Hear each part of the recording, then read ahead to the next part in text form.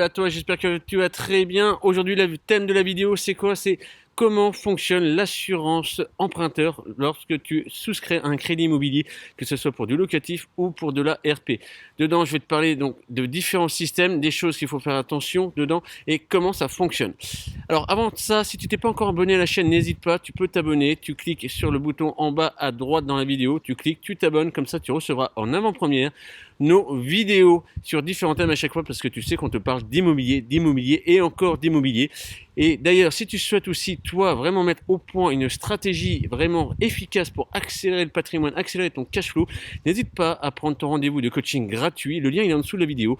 Tu cliques dessus, tu t'inscris et on t'appelle et on est ensemble. On parle vraiment de ta stratégie, de ton contexte et on regarde la meilleure façon pour toi d'accélérer dans l'immobilier et de te créer vraiment du cash flow.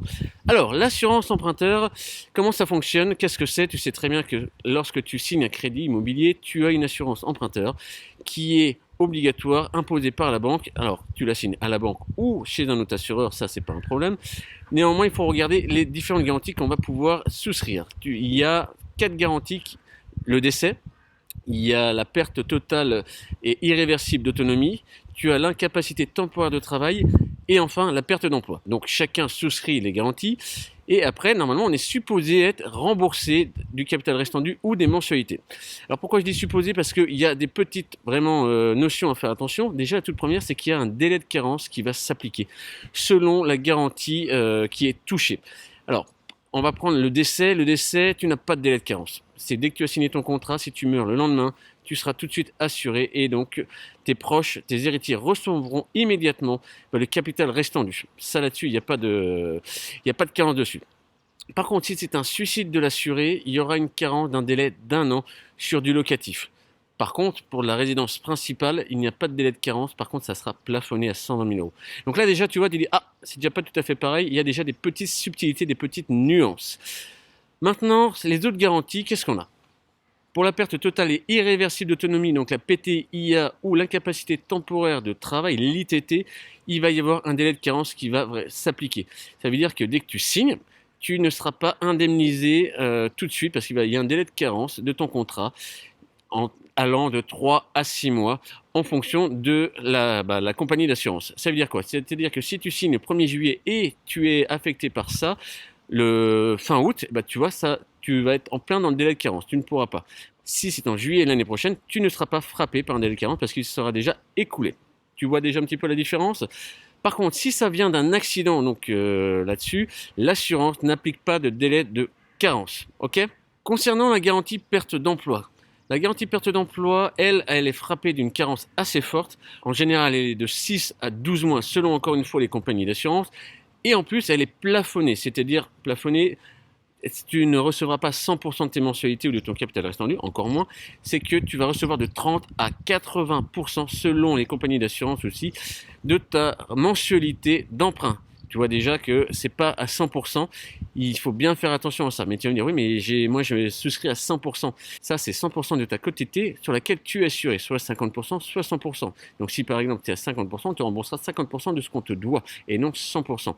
Et pour la perte d'emploi, là justement, l'assurance dit vous allez quand même toucher des allocations par le Pôle emploi, donc vous ne serez pas forcément remboursé à hauteur de 100% sur la mensualité, parce qu'effectivement vous percevez encore un revenu, tu vois, et il fait chaud, chaud, chaud.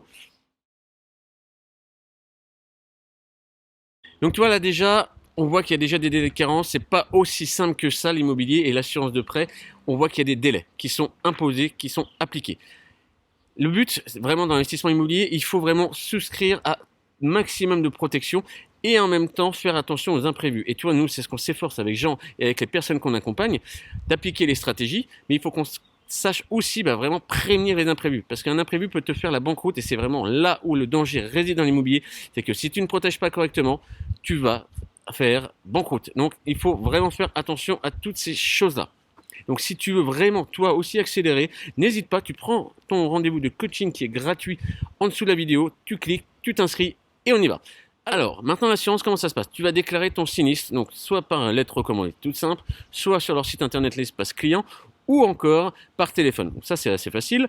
Néanmoins, il y a un délai imparti, surtout à ne pas dépasser. Si tu le dépasses, je te promets que là, tu vas perdre des parties d'indemnisation. Pourquoi?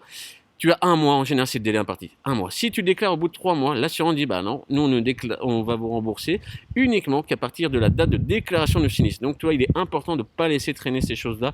Je sais que c'est des aléas qui sont assez durs, assez forts, mais il ne faut pas perdre de temps là-dessus. Déjà, un simple coup de téléphone, tu peux déjà déclarer le sinistre. Donc, ne perds pas forcément de temps là-dessus, sinon après, ça va être toi qui vas te retrouver dans la mouise. Et la petite subtilité, encore une fois que tu as déclaré ton sinistre, tu vas voir et tu vas découvrir qu'il y a une période de franchise. Qu'est-ce que c'est que cette période de franchise? En fait, l'assurance va appliquer une franchise de remboursement, c'est-à-dire non monétaire, mais de temps. Donc, tu ne vas pas percevoir ton indemnité tout de suite. On va regarder les différents cas. Sache que le décès, pas de problème, ainsi que la PTIA, pas de souci non plus si ça survient par un accident. Néanmoins, les autres garanties, tu vas voir qu'on va se faire appliquer un délai de franchise. Donc, imagine, tu es dans ta première année où tu as déjà un délai de carence, plus la franchise, ça devient compliqué pour ton équilibre financier. Donc, il faut bien faire attention à ça, où on va et où on met les pieds avec l'assureur. Donc, il faut bien lire les petites lignes qui se trouvent dans le contrat. En général, toutes les franchises de toutes les compagnies d'assurance, la moyenne, c'est 3 mois. 3 mois parce que eux aussi, il faut qu'ils mettent ça aussi en place et voir aussi s'il y a une réalité, il faut qu'ils mènent leur enquête, il faut qu'il y ait des dossiers aussi avec des médecins experts, etc. Donc ça va mettre 3 mois, c'est ce qu'ils mettent comme franchise, c'est comme ça. C'est ce que tu signes à la banque. Il faut savoir que pour la perte d'emploi, la franchise est plus longue, beaucoup plus longue. Elle peut aller jusqu'à 9 mois. Et 9 mois, c'est très long, surtout si tu as des très grosses échéances. Ça peut être très vite compliqué. Donc, bien se prémunir de ça. Fais attention à ça, la franchise ainsi que le délai de carence. Tu vas me dire, oui mais Julien, ok d'accord, ça marche, j'ai bien compris ça, mais on voit bien que ça peut être litigieux et qu'on peut avoir un problème par rapport à l'assurance en cas de désaccord. Oui, effectivement, parce que le médecin, lui, de l'assurance, forcément, il travaille pour l'assurance, donc il va faire que ça soit le plus favorable à l'assurance. C'est pour ça que là, vraiment, tu dois faire un truc très important, c'est, si ça t'arrive, ce sinistre, et ça je te le souhaite vraiment pas, c'est de prendre un médecin à toi à côté qui fasse une expertise à tes frais et donc du coup qui ne travaille pas et qui n'a aucun lien avec l'assurance du groupe, d'accord? Et comme ça au moins tu es protégé. Allez, eh ben écoute, j'espère que si cette vidéo t'a plu, vraiment que tu as appris beaucoup de choses, n'hésite pas à nous mettre des pouces, à t'abonner à la chaîne et surtout de prendre ton rendez-vous de coaching pour accélérer encore plus fort, pour arrêter de stagner, de procrastiner. Vraiment un passage à l'action. Parce qu'il y a beaucoup de choses qu'il faut faire attention dans l'immobilier. On lit beaucoup de choses sur Internet. Moi, ça m'agace quand je vois des mecs qui ont acheté un appart et ils me disent « Ouais, c'est bon, je suis rentier et tout ». Ils n'y connaissent strictement rien du tout et c'est dangereux pour toi. Donc, tu n'hésites pas à prendre ton rendez-vous coaching. C'est gratuit et on voit ta meilleure stratégie sur l'immobilier. D'accord? Allez, je te souhaite une excellente journée et à bientôt. Ciao!